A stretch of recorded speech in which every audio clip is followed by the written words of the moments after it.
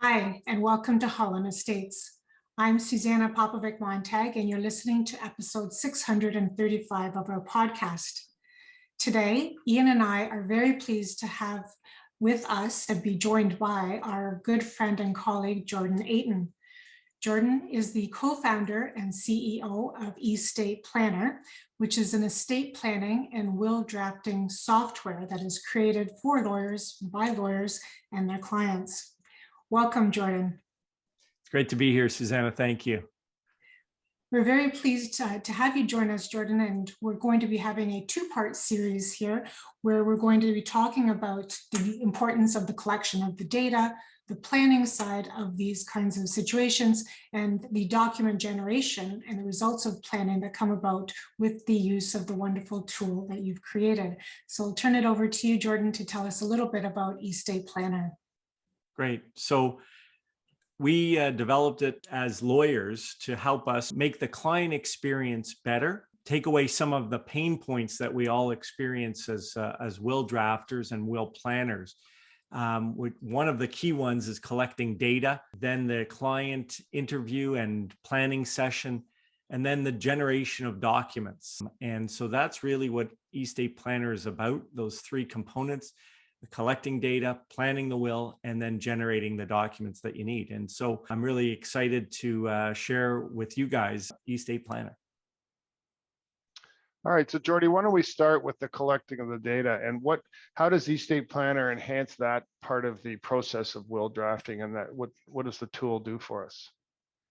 Well, yeah, one of the key elements of eState is the collection of data from the client. And so what we have, rather than the old school of sending out a paper questionnaire that got sent back to you by email, we have digitalized that. So when we add a client, in this case, we've added Homer Simpson as our client.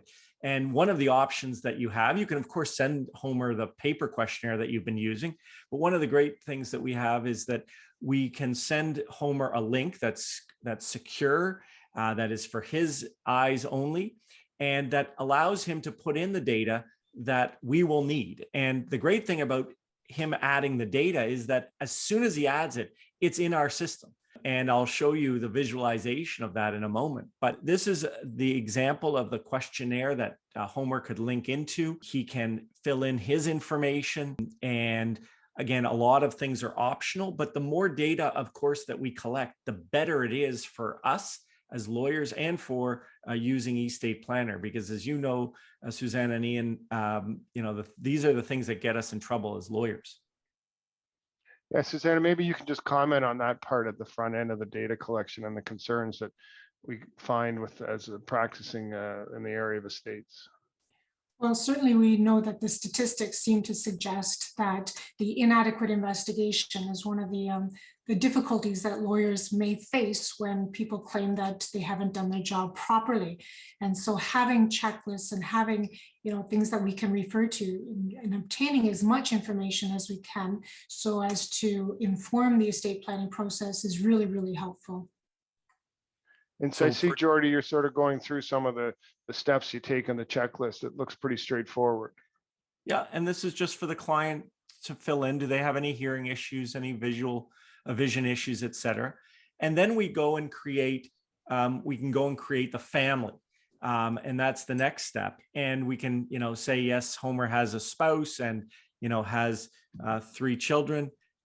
And basically collect all of this information about each of the family members. And just as an example of what we have, there's a checklist for each person. So for example, when we go to fill in information about this first child, and we'd fill in their names, et cetera, but it's also asking us information about their residency, because that's relevant to us as well. It'll ask us about any special circumstances that any of the beneficiaries have. For example, whether there is estrangement or disability or any of those kinds of questions. So that's the great thing, that these basically, this digital questionnaire has all of those questions built into it, as well as a collection of assets. So, asking the client, do you own real estate? Who owns it? Things like that. All of the different assets are here. And we try to collect all that information. Now, anybody who's done this kind of work knows that clients are very bad at giving us the information that we really need. They'll give us information often that we don't need. So one of the parts of this is, yes, this is a preliminary collection of data, but the great thing is that this is automatically, as you'll see in the software itself, and we can use that to review with the client to make sure that we've collected all of the information. And the great thing is that once the client is done with this, we get notification that the client has finished their questionnaire. We know that they've done that, and now we can move on to the next step. And it's very intuitive. And I also finding more and more with clients is that they kind of get engaged in it. They want to say, and it helps them say, oh, geez, do we have that RSP here? Or what did we do here? Yes. And it makes you feel like you've got more control over your own finances, and that's just another added benefit. Yeah, for sure. And it forces them to get us that information, because as Suzana, as you've said, like inadequate investigation. In other words, basically not asking all the right questions, not gathering that data about information about assets, can lead us down the wrong route. Now, you can use eState Planner just the way you've always practiced. If you're not one to collect all the data, at the outset, or however you want to use it, you can do it. Because as we see here, this is one of those cooking shows where they've show you what they're making, and then all of a sudden they pull it out of the oven. So here, Homer has finished his questionnaire, and this is all of the data that we can now show the client. And this would be kind of the next step. This is now the step where we've got the data. Now this is our initial meeting with the client. And you can see that Homer's done some of his homework, but we can also go through this and make sure, because the client is seeing this, we've shared our screen with Homer. And so he is actually looking at the same thing we're looking at. That's one of the great deficiencies in the historic process of planning wills, was there was no shared vision, no shared graphic. We weren't necessarily on the same page because there was no page to be on.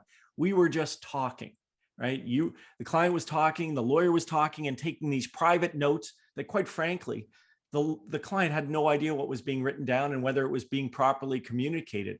And so this by sharing a screen with Zoom, for example, the client can see this and correct me. I typed in the name wrong. It's Glenda, and what's their middle name? Oh, it's Glenda with 2 Ds, and they can actually see it on the screen and correct it. And I find that the number of errors in names are basically reduced to 0 once we go through this list and making sure we've got everybody. So that's one of the key elements. And so that's the family data. But similarly, the data that the client has put in about assets are also here on the screen. And maybe they've put in the values, maybe not. The probate tax is automatically calculated based on the assets and the mortgages and things like that. So that's all done for us. And I'll often go through this with the client and say, okay, here are the assets, that we've got for you. Does this make sense? Is this about right? Have we missed anything? Oh yeah, I also have a car. I say, okay, well, let's just lump that into the general personal effects, unless we're going to deal with that separately. So you can put in whatever amount of assets you want. I typically want to see RSPs and life insurance and homes and things like that, but you can use it any way you want. All right, so Jordy, we've done the collection part, and then of course you can verify it when you meet with the client the first time to either adjust or add in and subtract if need be in terms of the detail of the assets. Then, so what are we doing with this data? What's the next stage? And maybe we could just give me a quick overview before we wind up, and we'll carry on in part 2 with the planning. Sure. So eState is made to be easy for the client to understand. So the next step is really the planning, the actual planning. And we've broken it down into these 3 scenarios. 1, what do you want to do if your spouse is alive when you die? 2, what do you want to do if your spouse is not alive, but you have descendants alive? And 3, what do you want to do if everyone's gone? And that's a simple approach. We start one by one and work with the client that way. That might not be how we're used to thinking, but that's a good process, a methodology for the client to make sure that we stay on the same page. And so, for example, we would open up that first scenario and start planning out their estate. Thank you very much, Jordan, for joining us today and sharing your wonderful software program. That actually is going to conclude our podcast for today. And until next time, we want to thank you for listening. I'm Suzana Popovic-Montag, and I was joined by Ian Hull and Jordan Atin. Should you have any questions, please email us at info@hullandhull.com or contact us directly through our website. Thank you very much and enjoy the rest of your day.